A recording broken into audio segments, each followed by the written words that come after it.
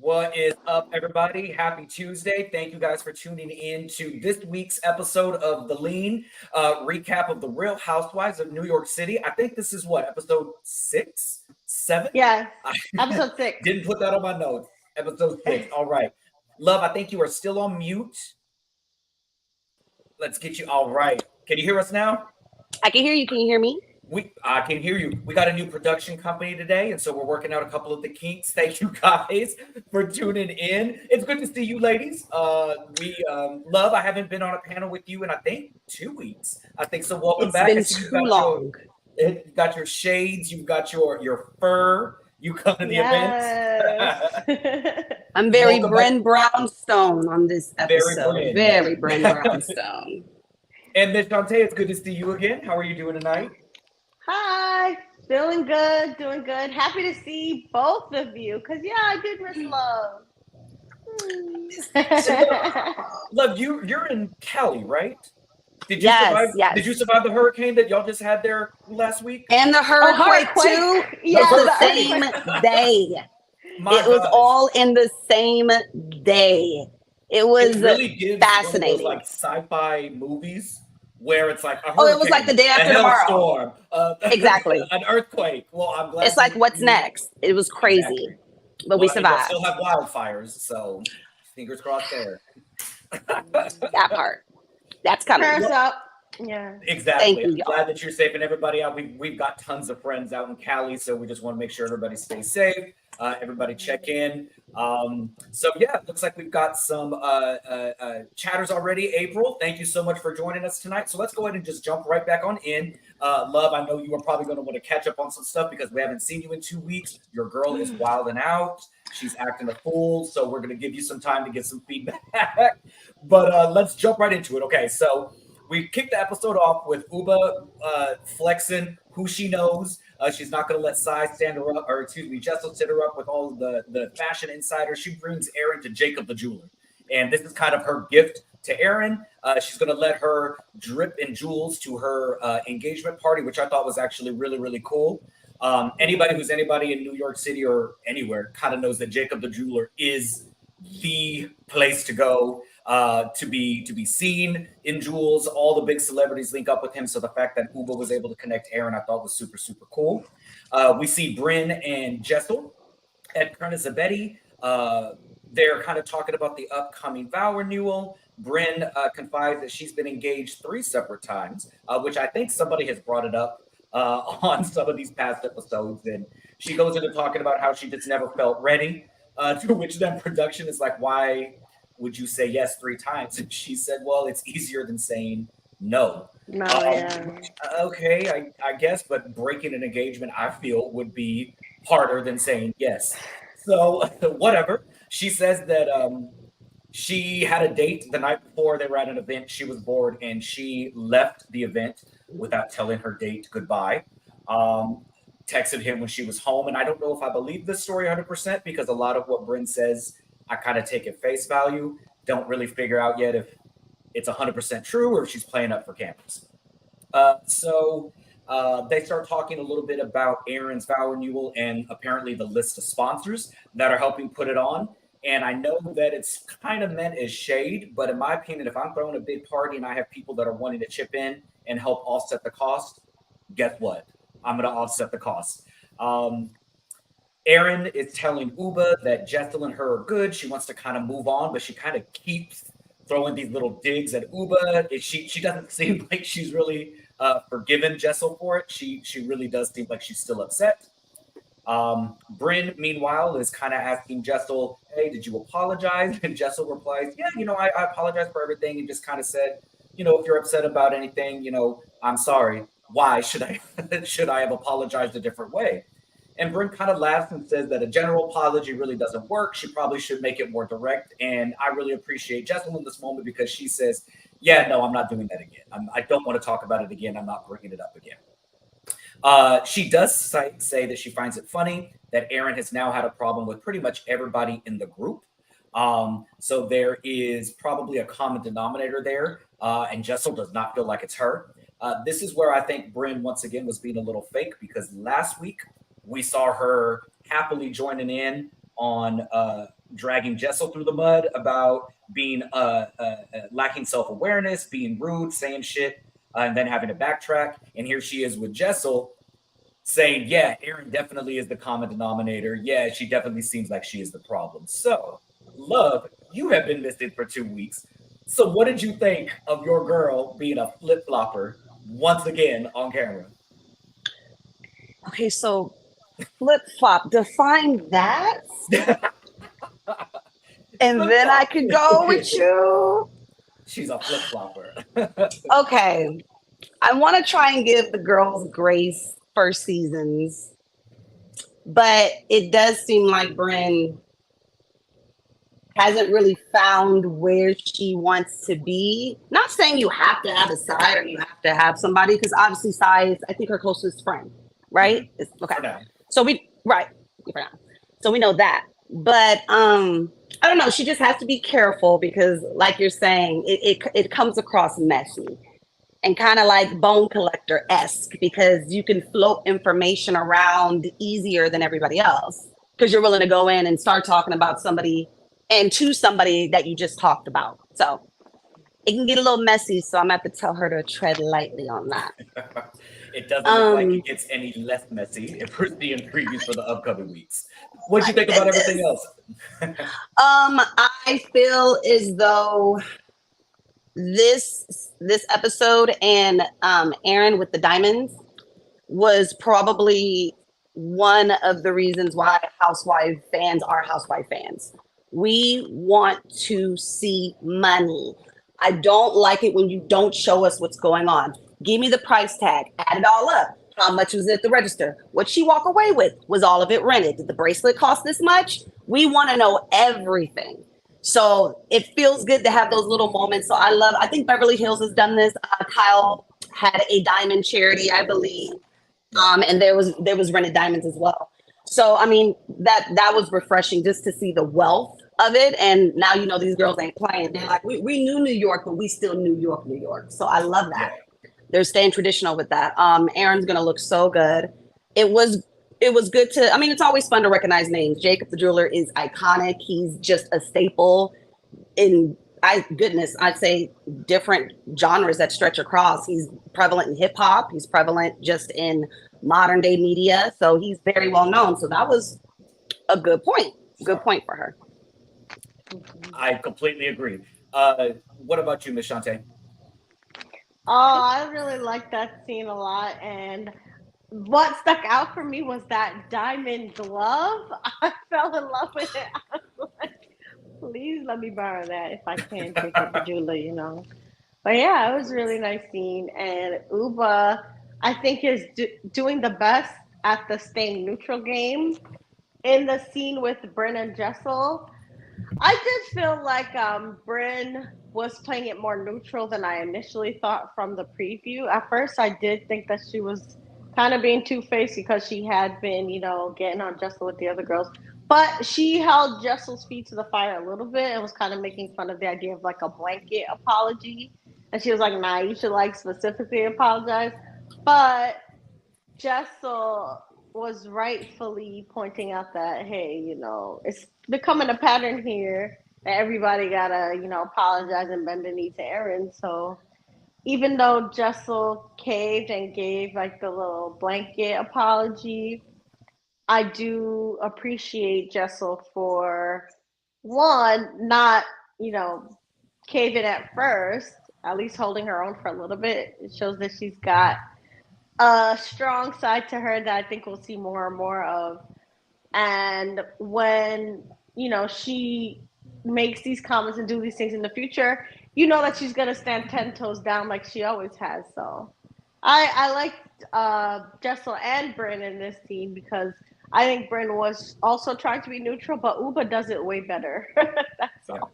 Well, because Uba doesn't involve herself in the actual mess. She just is kind of, I'm listening. Okay, thank you. She doesn't run back and tell folks like she's, okay, if you feel comfortable telling me, I'm going to sit here and listen. But I think you both are right. To your point, Love, it's been a number of years since we've seen old RHONY do charity events or anything like glamorous, anything really involving money. because we all know not a lot of them have any money left. I think Ramona was really the only one that genuinely was set up well, and so her events were always typically pretty well funded. The extravagant ones. Mm-hmm. So it has been a minute since RHONY has brought kind of that New York excess. And so I completely Yes. agree. The scene with the jewels for no other reason other than just to say, I know Jacob the jeweler and I'm borrowing jewels. That's exactly what we do want to see. And the girls in this reboot were smart to at least, you know, they're cool and they're hip and they're out in Brooklyn, but they still are maintaining that we know certain aspects of New York City that the old fans are going to know. So I agree with you there. I think I like this scene. Jessel is really growing on me. Like, she seems genuinely nice and funny, and just like she seems to be enjoying herself a little bit. The first episode, I think somebody on the panel had said it seems like maybe she was trying too hard, or she seemed like she wasn't having a good time. I think as she's getting comfortable, you can feel like she's having fun now and just really engaging with people. So I'm liking that. All right, so we flash forward to Jenna. Again, Jenna is giving us another facet of her business acumen. She also does home renovation and interior design on top of lashes. And in another subtle flex, one of her big clients that she's currently helping is Emily Hampshire. And if you guys watch Schitt's Creek, she is Stevie from that show, which is one of my favorite shows, my favorite comedy. She's been in a ton of other stuff. So it's fun seeing Jenna in situations like this because you picture Jenna Lyons, and I've said this before, as kind of like this big, intimidating boss. Like, I'm going to go in and I'm running the show, but she is very like pulled back and reserved, and she defers to other people, and she just genuinely talks. What you're getting on camera is the same as you're getting in business meetings and stuff. So I genuinely like seeing her doing this stuff. Erin and her husband Abe are at dinner. They're kind of recounting their love story. They are polar opposites. I mean, we've seen in the last 6 episodes, Erin is not a relaxed personality. Apparently, Abe is. She mentions that they work because they even each other out. They have been married since they were 25 and got engaged after 9 months. They're talking about renewing your vows. Erin, I think, looks beautiful in this season. She's wearing a dress with like a high slit. Oh, she looked great. And then to end this, Abe produces a re-engagement ring for her, and baby, they got money. They are coined. I saw that ring and I said, "Oh, yeah, New York." That ring.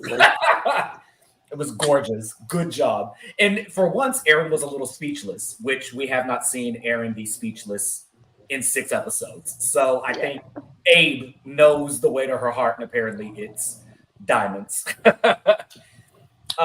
We move over from them to Jessel and Pavitt discussing private schools. I thought this couple is so unintentionally funny in just how mismatched that they are, but it works for them. I think, you know, last episode of the episode before, Shantae, you had mentioned that like they work and they're cute together. Sometimes it's cringy, but like you didn't necessarily agree that people online were saying like, oh, they're going to get divorced and they're splitting up and they hate each other. You felt right that they're just opposite. It's cute and they work and it's fun to watch them kind of have this weird banter on screen. Well, they're coming down. They're talking about schools, and Jessel is stressed. We got 2 weeks to put in applications, and Pavitt is like, oh, okay, like, what are we doing, man? One of the campuses has different campuses all over the world, Brazil and New York and overseas, the UK, and Pavitt says, man, all I care about is New York. That's where we live right now. Jessel wants them to be multilingual and speaking Spanish and Mandarin. She wants them to be immersed in culture, which I don't fault her for. She says, imagine your kids could speak Mandarin. And Pavitt says, well, right now they barely speak English. Again, unintentionally funny in just that they're so mismatched.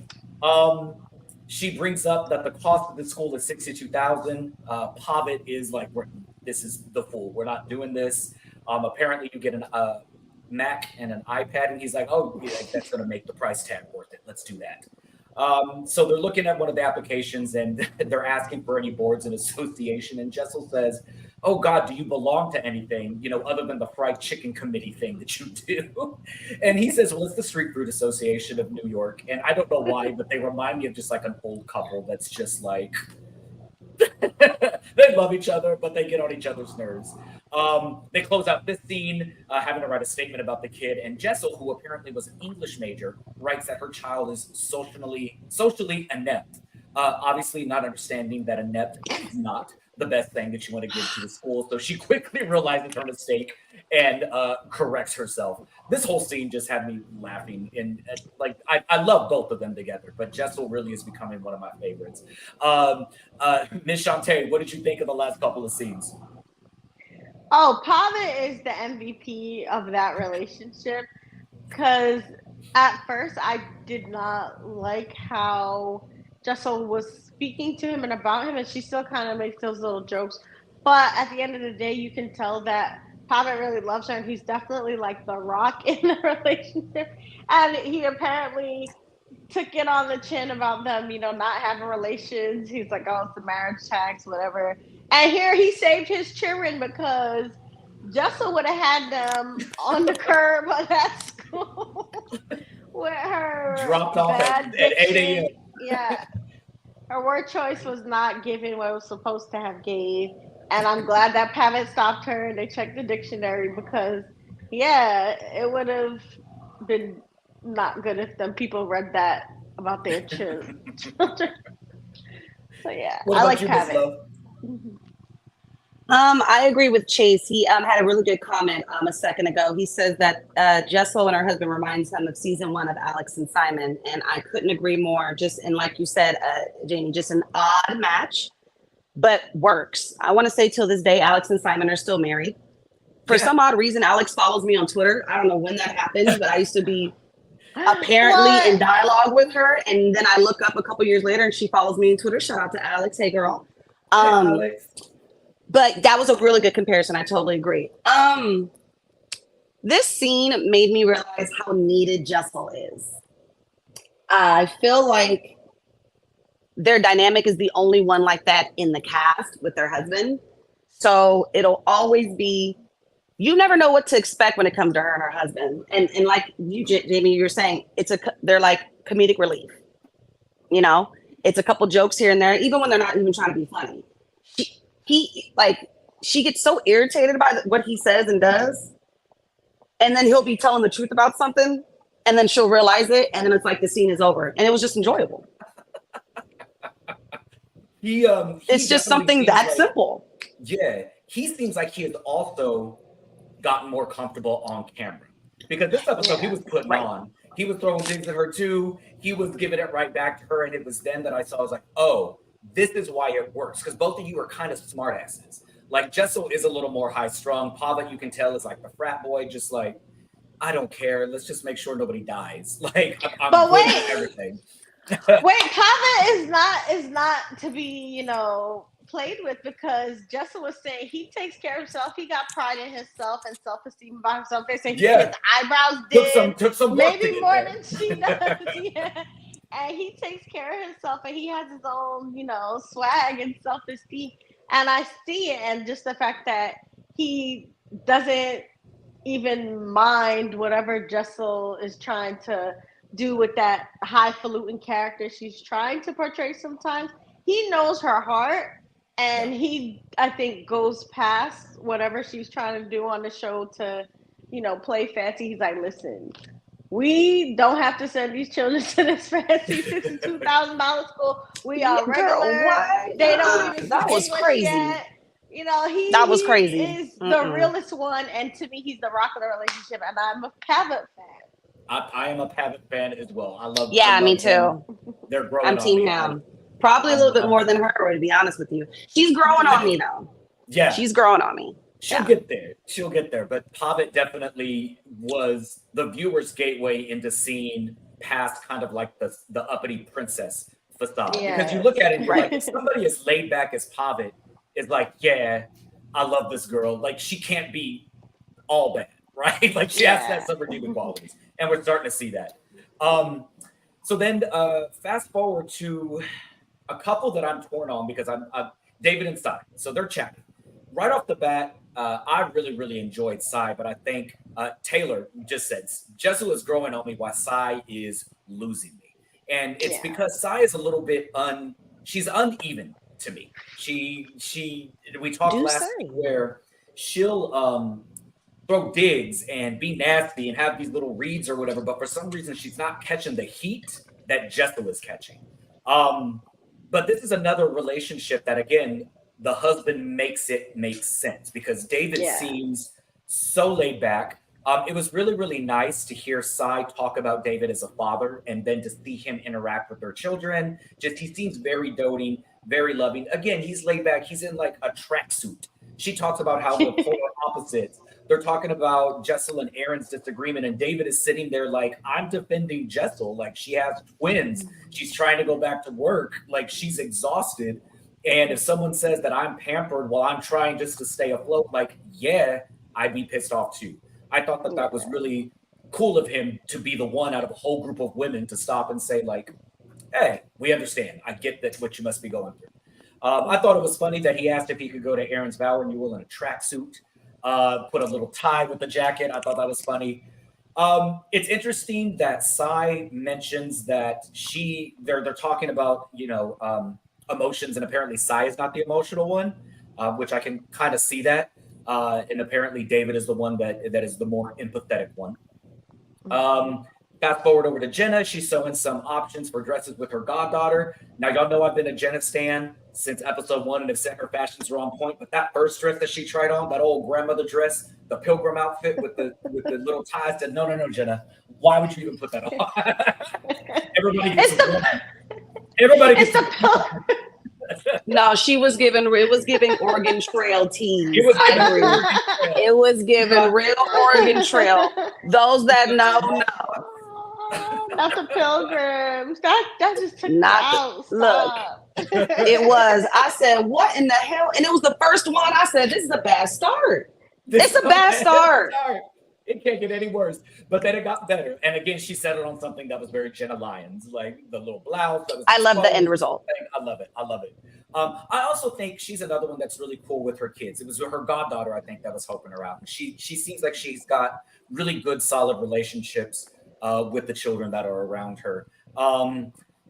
So while Jenna is trying on, Jessel and Pavitt are getting ready. He brings her wine and she's like, it's 4:00. He said, that's never stopped you before.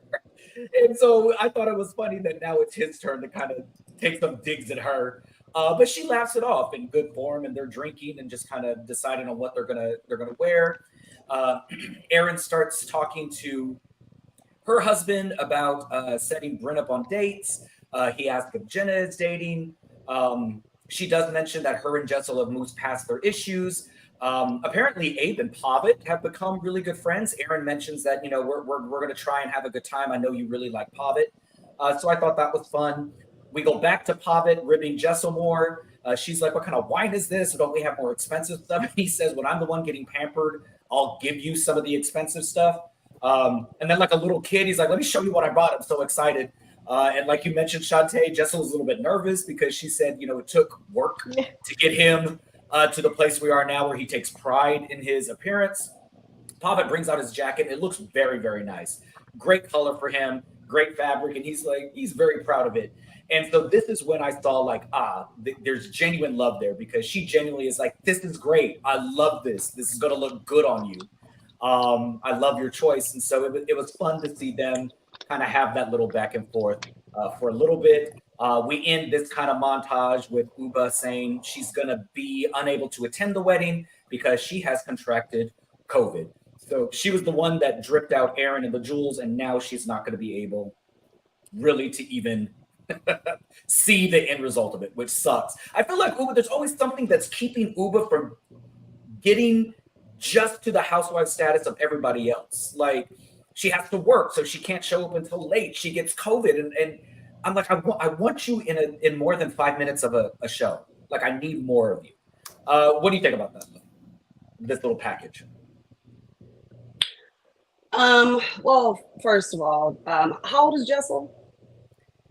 I think she's in her early 30s. Early 30s, yeah. I think she's in her 40s actually. Really? Let me look up real quick. Yeah, I think she's early 40s. I Well, want to say whoever 41 was or sitting in that 43 or chair, something. I didn't know who that was sitting in that Not makeup without chair. makeup. You better stop that. That I didn't know who was in the scene, who the focus was. I recognized her husband first, and I said, "Okay, well that means that she must be in the room." And then I realized she was the one talking in the chair. I said, So, "Oh she's 43. no!" Yeah, I think 43. That's nice. I'll give it to her. I thought she was in her 30s like Brynn. That's so rough. Jessel, keep the makeup on. She got keep two it twins. You'd be tired with twins, wouldn't you? I don't, and I'm still gonna look fab with the two twins. I am not night and day with makeup on and off like that. That's why I was like, how old is she? That's not the point. I am really enjoying. You know what I realized? Jessel and her husband got a lot of they got a lot of camera time this episode. I feel like we saw a lot of their dynamic. So that was really cute to see. And then we have Jenna. She grows on me and then she loses me, but I feel like she grows on me more. As far as I like her awkwardness. Jenna's giving us something that's kind of in her own lane that you really can't compare. Even down to her, she's really herself. Like I feel like, for example, like Jessel, you really don't know. It's the first season. You really don't know what place she's trying to step in. Are you trying to be the one that appears like she has money and I'm about standards and I'm trying to be the Ramona-esque of it all, but I'm not really that way? Or am I trying to just be myself? But I feel like Jenna is who she is. She's not trying to do anything. She's just herself. And that's if refreshing anybody's to socially see. inept, it's Jenna. Jenna is awkward. She's weird. What you see is what you get. Yeah. Exactly. So I enjoyed that. What about you, Miss Shantae? I think the thing that stuck out the most to me was what you were saying earlier about Sai, being kind of uneven and the lack of empathy that she has is kind of weird to me because usually when people, struggle so much and have a backstory like hers, it usually, this is not to say it happens for everyone, but it usually makes them more sensitive to the fact that life is hard, people go through stuff, so it's just weird that her husband had to remind her of how hard life could be for a mother of twins who struggled with fertility and all those things, and then she acts like she's all cold-blooded, when it comes to Jessel, but then with Jenna she was acting like she was a bleeding heart. She's like, oh, you're pouring out to me about your breakup and I really want, to love on you and empathize with you. So I just feel like, again, she's a little bit of a strange character the more we see her. And like you said, like she does like complain the most. And then with some people she's cold, and with Jenna she's like super, fuzzy and warm. So I'm starting to lose my sense of, who Sai is, and I still respect her, and I know, her story is aspirational still, but yeah, if anybody's losing me, it is Sai. And again, I think Jessel is growing on me, and Pava is great. It makes sense that, the other husband, or at least Aaron's husband, loves him. And it confirmed that the wine probably did taste bad, and Aaron wasn't being shady because even Jessel was like, bruh, is this hairspray? I didn't even make that connection. So now I saw that Aaron wasn't a hater. She's probably just a straight shooter because they was cheaping on the wine. Justice for Aaron. They admitted it. Yeah, justice for Aaron. Y'all leave Aaron alone. We recant our statement from last week. The wine was nasty, apparently. Yeah. I agree. On episode 1, I think we all kind of had the thing where we were saying if we met the wives in person, like Jessica would be the one that it would take the longest to warm up to. I think now looking at it, Sai would be the one that I would be like, I don't know where I stand with you. I don't know what's going on. Your energy, like you said, you're cold, you're this, you say whatever is on your mind, and there's no apology for it. You're kind of rude, but are you rude? Are you joking? So she definitely would be one that I probably would be like, I can only take you in small doses. Um, but we're finally at the event. And I will say I am so happy that we are getting an event. Like, the first time reboots, you're worried like they went to the Hamptons and they had these little house parties, and you're like, okay, the budget may be small. These wives may not be ready to throw tons of money because you don't know exactly connections or what they have. But Erin and her husband, they have it. They have it, and they're showcasing it. Sponsors absolutely help, but if that kind of event is what you get when you get sponsors, sign me up. How do I how do I sponsor my birthday? Like, let's do this. Seriously. It looked gorgeous. It was tasteful. beautiful. Absolutely, so tasteful. It reminded me of old, like, what is it, like an event like that they would have in Beverly Hills or something, like something that we would see early on in seasons of New York when the ladies were really trying to show like these are the things that I go to. Brynn shows And up. list the price tag for the event. How much was the event? We needed to see how much they spent on that. We needed to see. With the judging by sponsors, the they probably didn't sponsors, spend- exactly. Oh, there we I go. don't think she spent. There we go, right She there. was like, listen, whatever I can get for free. Listen, you can Absolutely. be on TV. How about you give me them pigs in the blanket for free? How about you give me Absolutely. these flowers for She free? with it. I feel I ain't too like proud. Erin, yes, I am not Erin too used proud. her connections and offered these vendors a chance to get publicity on the low flyer, and I don't think she put up money.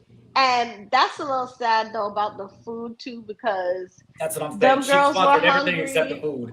food. Yes, She could have should at fronted her least own money for some food.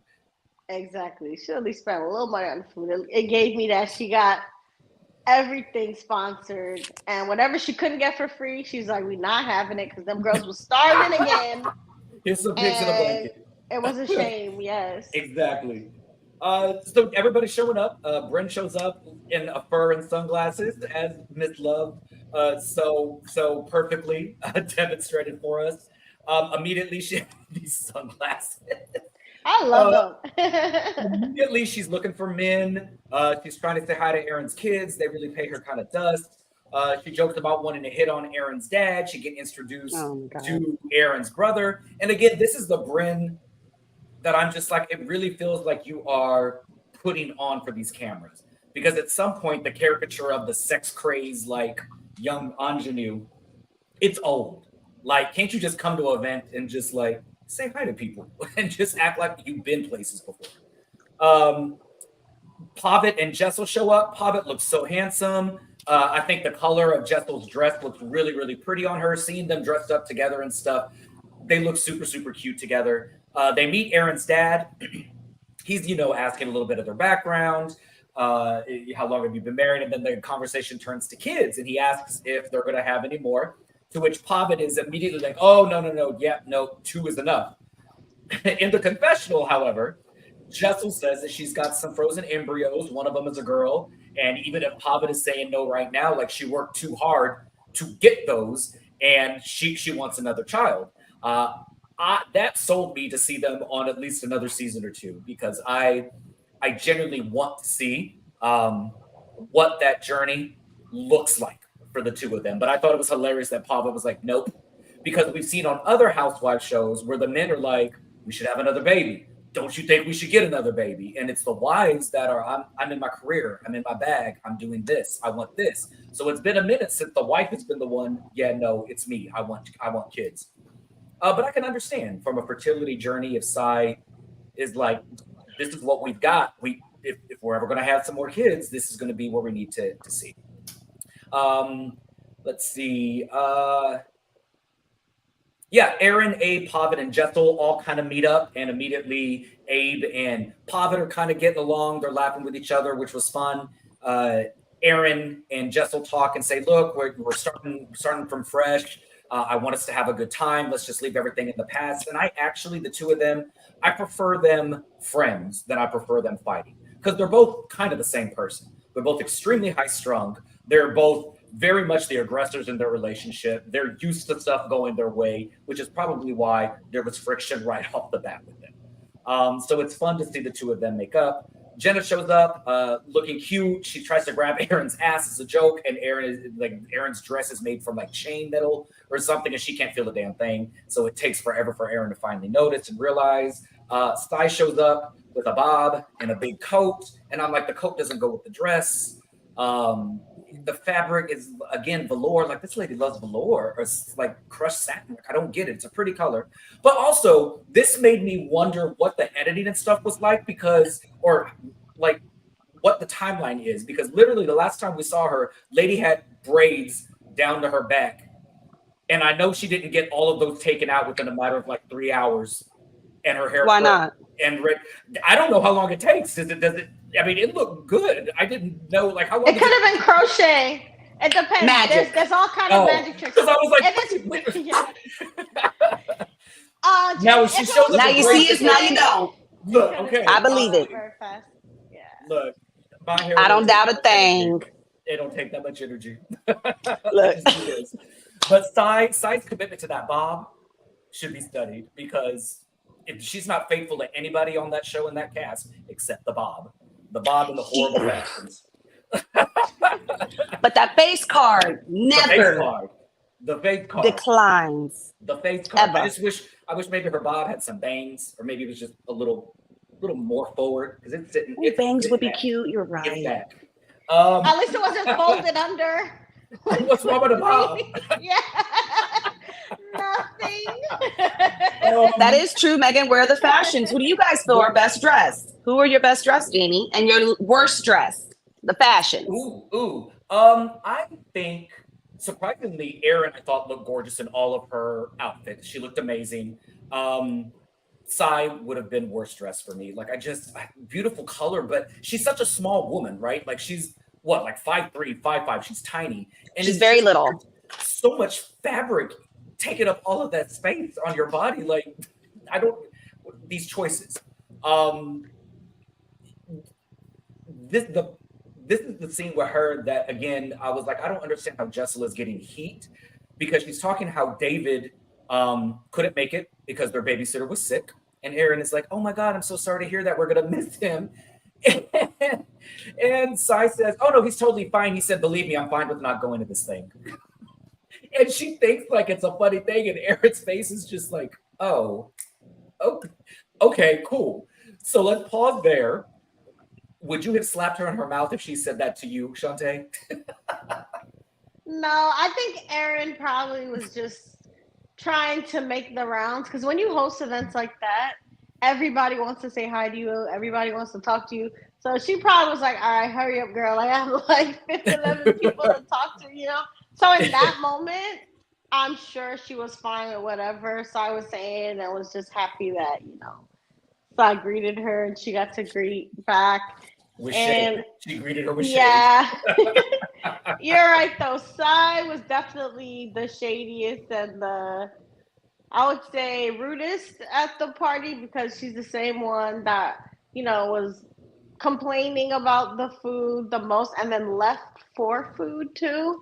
So I don't think Erin's going to be as bothered by that as she is about, you know, Sai leaving, which we see in the previews. She's going to confront her for, you know. Love, do you think if Jessel had been the one to make that remark of, oh, my husband's happy he didn't have to come to this, that it would have been a bigger issue? Absolutely. First of all, it should be a big issue in general. I'm having brunch with Sai the next morning, and we're going to talk about it on camera. Yeah, absolutely. Especially the way you left the party, which we will get to, and mixed in with what the hell you just said about that it was like you taking shots at me on my special day. Oh, we're going to meet for bubbly tomorrow with the cameras on, and you're going to tell me why you were acting up at my event. So yes, but to answer your question, if it was Jessel, she probably would have stopped and been like, wait, excuse me? Did you just say what I think you just said? It would have been it would have been a thing. I don't know there's why static. Sai keeps getting passes. What is it about Sai? Sai, I feel like it's not that she knows what she's doing, because she comes off abrasive, but then it's kind of like, you do have, like Shantae, like you were saying, She picks and chooses who she wants to have empathy to. Who is she sides with all the time? You guys said Jenna, right? Never gone against Jenna, right? Like, so it's like she picks and chooses. That's why I feel like she knows what she's doing. I don't know if she's trying to figure out who she can pick with in the cast as far as like who am I going to beef with, but you could tell she's having like a favoritism thing with her because she doesn't come off as don't think before you speak, because when we see her in the confessionals and in different situations, she says a lot of things that we would agree with, or the way someone came across, or well, that's rude. You should have said bye before you left. Like, so it's like, you know better. We know you know better. You're not oblivious to anything. So that's why I'm like, I'm trying to figure out if she's a picky, choosy kind of castmate. That's what it's coming across as well. Like she's not stupid. She's actually a very intelligent woman. She's astute. She understands social situations and she understands absolutely, yeah. So it's I don't know how much longer she's going to be able to skate by. If she survives season 1 unscathed, there may be some stuff at the reunion, but definitely season 2, the girls are going to get hip to how Miss Sai operates. But also though, Jenna is getting away with murder and everything because that booty grabbing, I did not like. I feel like Erin's armor needs to be shipped to Potomac because they got a against Michael Darby. Yes, they need to get that. Allegedly down there. Yes, because that was a shield. You saw how many times Jenna was just like really just kneading at that flapjack, whatever.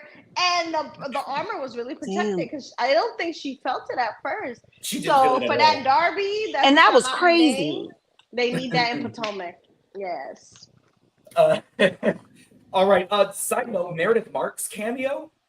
How the hell Meredith Marks? She looks great. She looks absolutely great.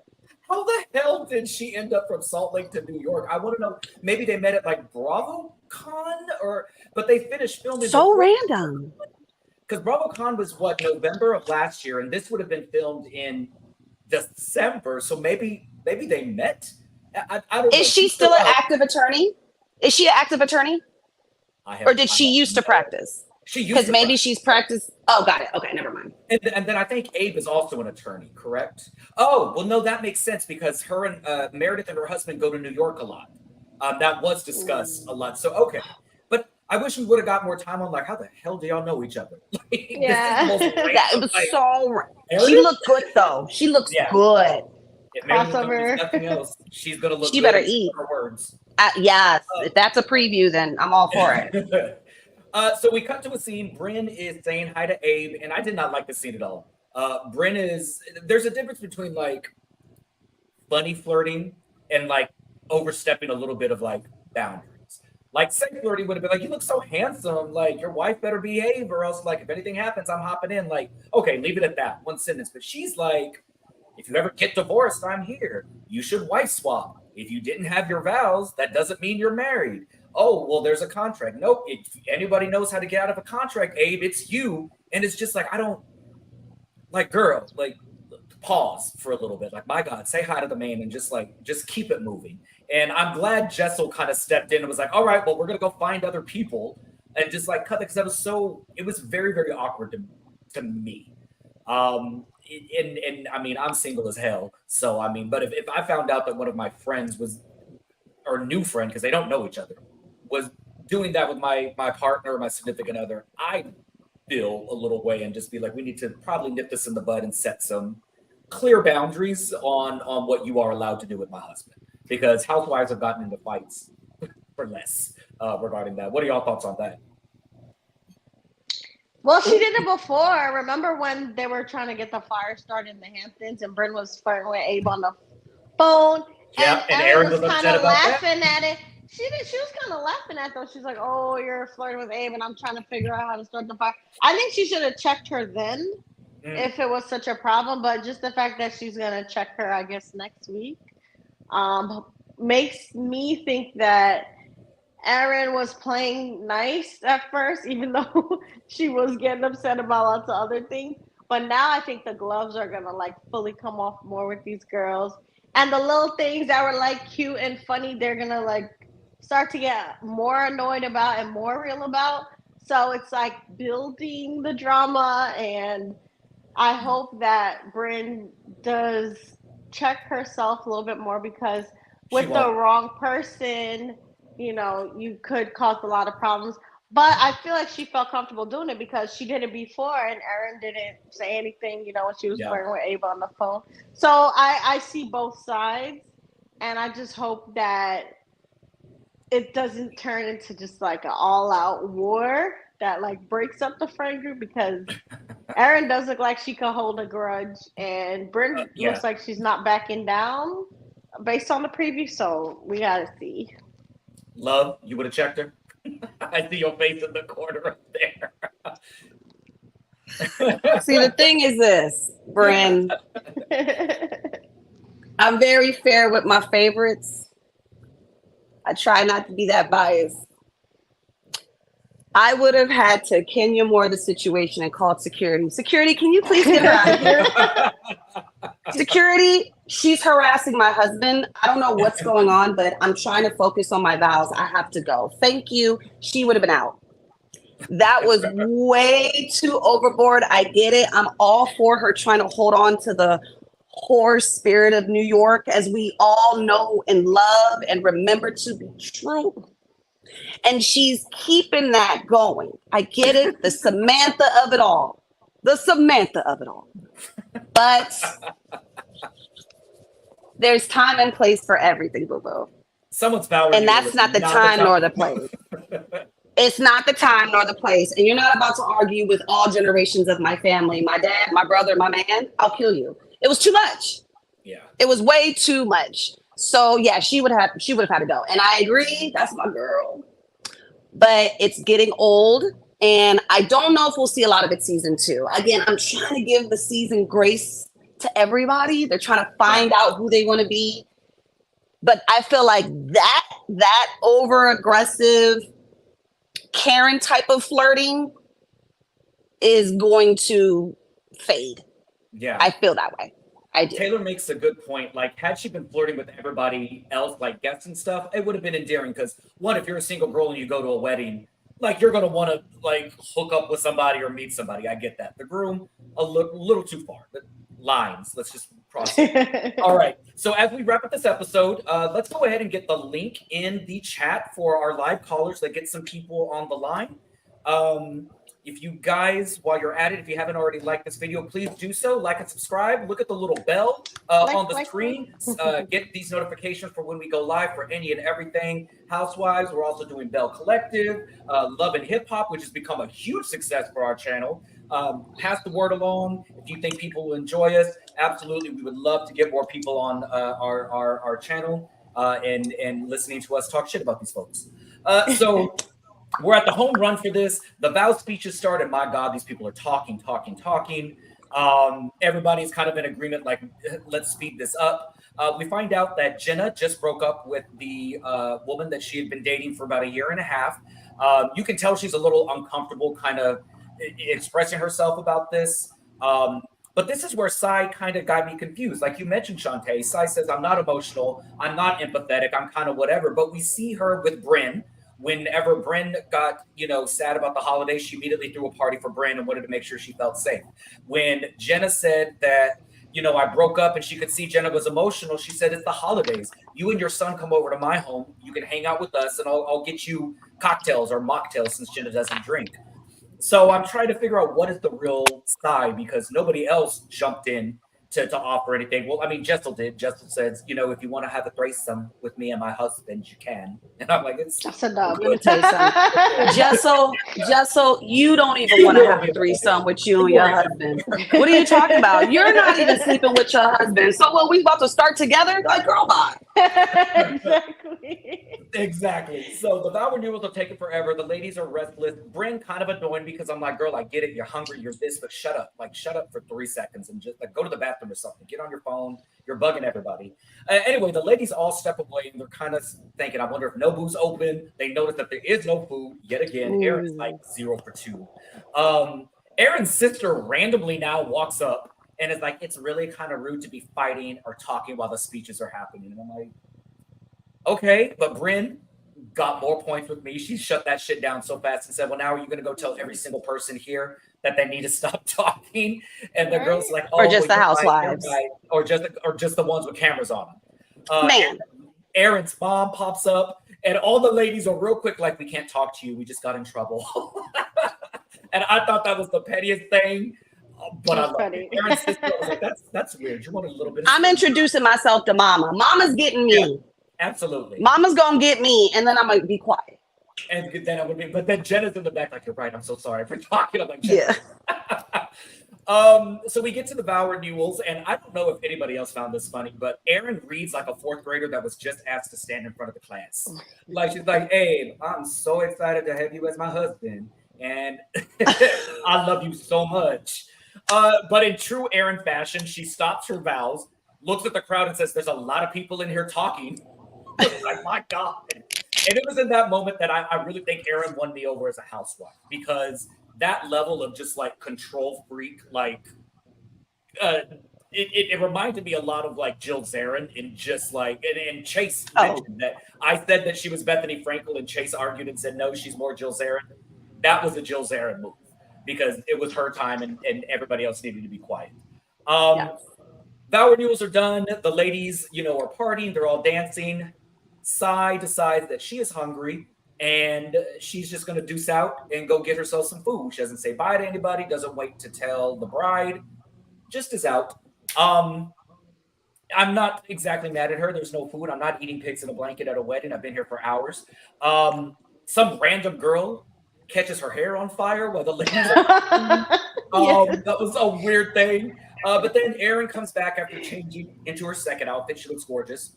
And of course, she is pissed that Sai left. And we end the episode with her in a confessional, bemoaning that it was really hypocritical of Sai to just up and leave the event, because she was one of the most vocal that Jenna was extremely rude for leaving the Hamptons, even though we see Jenna actively telling everybody why she's leaving. So the episode ends there. We get some trailer for next week where it looks like shit kind of hits the fan. Shantae, what are your thoughts on this end scene of this wedding? There's a couple things that stuck out. One was that Jenna was open to taking a ride on a disco stick because she saw a guy she liked and was kind of like, oh, and I was like, was the breakup that bad that you willing to go back with some dudes again? I was confused because she seemed like she was very much team Lady Pond, but I don't know. She just kind of was like, nah, that guy's looking kind of cute. So I was like, all right, go ahead, rebound. And then when it came to the party situation with everybody talking, I was like, you messed up when your own mama is talking through these speeches. All them people should not have been on that stage saying all that random stuff. Like, I've been to that event space, Hall de Lumiere. They're like different levels. They could have had a section for people to like video record whatever congratulations they wanted for the couple, especially if you're not feeding people. Like, what else are they doing? They're drinking on an empty stomach, and then you're gonna subject them to all these random people's bad speeches. Like, Erin should have used her control freak powers to plan that event way better. Like, literally, there's a whole lower level that has like a cool vault. She could have had a videographer there, recording all those people's bad speeches. But that was not cool. I think Erin is the worst host in the group. And she is like really needing to learn from this. Learn from this, Erin. Learn from this. Yeah, I got to do my tyrant because it was outrageous. I would never subject people to all that stuff while you're starving them. And if your own mama is talking through that stuff, you messed up. And that sister just wanted camera time because they were not arguing, so she was totally wrong, about everything she was saying. And Brynn was right. She was being a hypocrite. So, yeah, they just need to do better, especially Erin. And I thought that overall, it was nice to see everybody, be having fun. I missed Uba a lot. I was so sad that she got, Same. the vibe, but I'm glad she was being responsible because there are a lot of people that wouldn't have took that test that would have just went for the camera time. And that just shows her personality. Exactly. and her values, you know. So I think Uba is the silent hero of the episode between getting the jewels for Aaron and also not turning the event to a super spreader. And again, Aaron needs to do better with the hosting. Like, it's Exactly. ridiculous at this point. What about you, love? Are you coming to an event with no food for a third time? Okay, first of all, y'all, she had the little hot dogs, okay? There was things you can consume there. We not about to sit up here and act like it was nothing but liquor. It's dinner time. She had no just said that she's a pescatarian and she wanted some sushi and some veggie rolls. But since there was only pigs in a blanket, she didn't want to eat there. So we're not about to sit up here and make it seem like she didn't have little adorbs. There was adorbs there. Okay. That's all she had. Erin herself. That is all she had. It was finger foods. That was it. I'm trying, Erin. I'm trying, okay? I'm trying, Erin. I can understand that. She the worst for that. And it wasn't like it was a wedding exactly. It was a party. Yeah, I mean, it was too many people to sit down and eat. There was over 100 people there, obviously. So it's not like it couldn't have been a sit down. I mean, maybe if it could have been spaced out different times. Who knows? Again, I'm gonna leave it to the first season woes. They're gonna live. They're gonna learn. They're watching it as we are. They're reading Twitter. Yeah. So they gonna take their notes. If you follow, like the comment said, if you follow Erin on Instagram, she posted stories. Erin actively is on social media. They're gonna take notes. Yeah, she is fighting for her life. God bless that lady. So I really, really feel like next season she's gonna be on it. They're bullying her. They are bullying her. So, all right, thank y'all. Let's see. We've got some callers in the line. I believe our first caller is Sierra on the line, or do we need to move to Megan? Who do we got? Let's bring them on. Bring them out. Bring them out. Bring them out. Oh my God. Hi, Megan. How's it going? Hey. Not too bad. Not too bad. Yeah. So I was just listening to you guys talk about Erin, and I think it just struck me. I think Erin is one of those people, you know how like when you have like maybe Thanksgiving, birthday, like whatever the event is, and then there's that person that's just like, oh, like I'll bring the, potato salad, and everybody knows they can't make it, but it's just like, just it's all right, just you can bring it, it's fine, but everybody knows not to eat it. I feel like maybe Erin is that person in the family that says, oh, but like let me host it, like let me host. Everybody's like, oh, okay, okay. We'll let you host. I feel like that has to be what it is, because there's just no way you make this a part of your personality. I come from a big Israeli family. We love to feast and all this stuff. And every single time that you've hosted something, it's been a disaster. So maybe like the people in her life are just lying to her and saying that she's a great host and she's not, because I have no idea there has to be some delusion. I don't know what it is. But yeah, I think that might be what it is for Erin.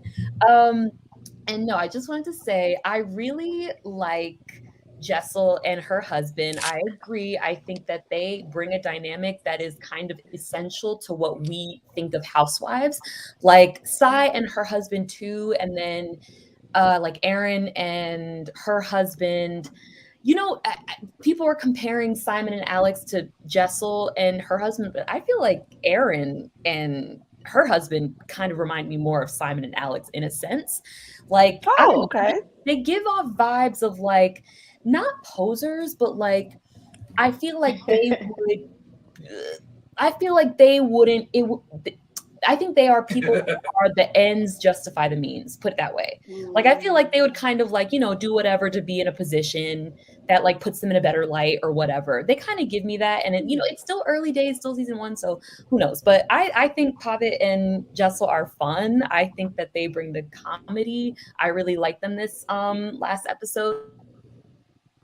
And I think it makes sense because it seems like from what we've seen of the trailer, their marriage will be front and center. So I think it kind of makes sense that we're seeing a lot of them now. And yeah, I think with the whole Erin thing, Erin and Brynn, the thing with Erin is Erin doesn't know, she will die on every hill. That's Erin. Like, yes. it's not necessarily like she's been wrong in every fight, but it's like sometimes there could have been somewhere she just let it go, in my opinion. And now with Brynn, she's in a situation where this is very valid that she checks her. But from the trailer, it doesn't seem like a lot of people have her back. And I feel like it's because this is like the 5th or 6th time you've gotten into it with with one of them. And I think it gets exhausting, even though it's going to be justified in the next episode. I think it just gets a little bit like, oh, another fight. And Aaron is at the center of this other fight. And I don't really care about it anymore. And then who knows if she's going to talk to Sai about anything. So I get it, even though I do think Brynn went too far, but I also understand maybe the fatigue of like another Aaron V1 conversation. Oh my goodness, here we go, round 10. I don't feel like being a part of it. So yeah, but yeah, other than that, I liked the episode. It was cool. I did miss Uba as well. I think that she needs to be more a part of the crew. Like, I feel like she kind of gives it that like luxury legitimacy that we're all kind of missing, that we've been missing from New York. So I would love to see more of her. And yeah, that's it. Same. All right. Bye, guys. Thank you so much, Megan. Thank you. Bye, Meg. We don't Megan's have any right. other callers. Megan's right though. It's Aaron is No, I'm calling security.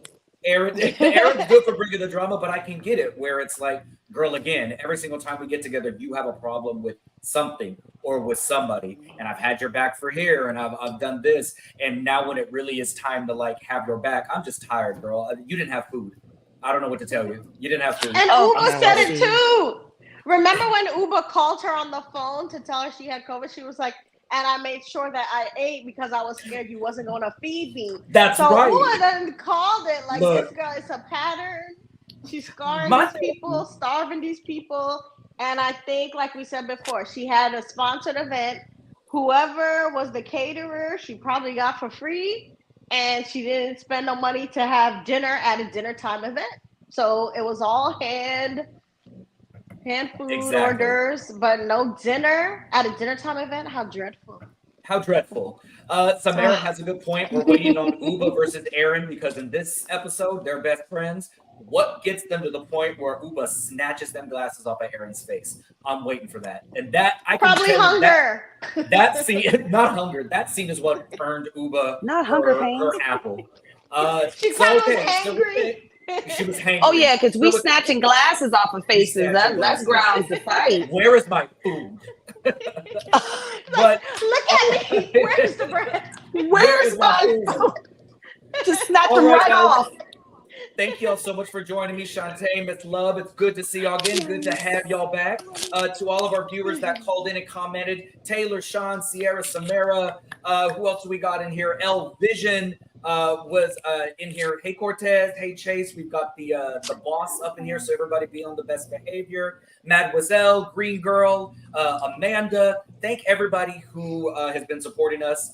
This is a new channel for us, or excuse me, a new series for this channel. We've got some new panelists and new hosts, so all of us really genuinely appreciate you guys going on this journey and this watch with us. It's been a blast. Make sure that you like and subscribe to this video, to this channel. Please keep up with us. You saw all of our social medias and our profiles. Absolutely follow The Lean on Instagram. Follow The Lean on Twitter. Follow us on Twitter. Slide into our DMs if you have something that you want us to discuss on the next show. We absolutely want to incorporate. If you have big enough opinions, call into the live show and state them. Let's get in a fight. Why not? I'll snatch glasses off of you. Love. I'm not scared. Those glasses too cute. Don't take them. They're too cute. I don't want to break them. All right, guys. Thank you so much. You enjoy the rest of your Tuesday night, and we will see you next week. Tune in to, I think the next one is what Bell Collective is the next one that we're uploading, or a lunch and lean on Thursday. I know that. Just subscribe to the channel and just follow along. There's something going on. All right, y'all have a great night. We'll see y'all next week. Bye.